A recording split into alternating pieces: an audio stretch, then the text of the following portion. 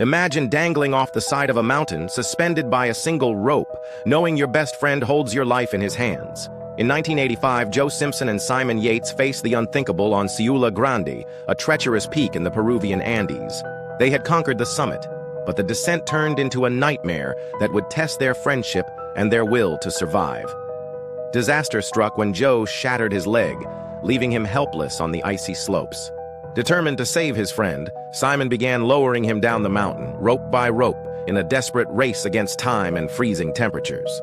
But in the blinding snow, Simon unknowingly lowered Joe over a sheer cliff, leaving him dangling, in midair with no way to climb back up. The rope grew heavy, his strength fading. If Simon held on, they'd both be pulled to their deaths. In a moment of unimaginable agony, Simon made the choice no one ever wants to make. He cut the rope.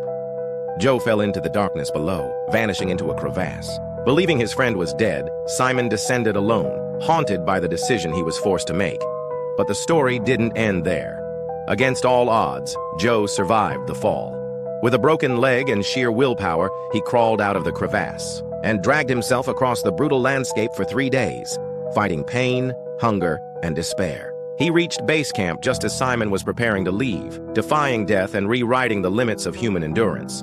This isn't just a story of survival, it's a story of courage, friendship, and the strength to make the hardest choices. Subscribe and follow for more incredible stories of human resilience.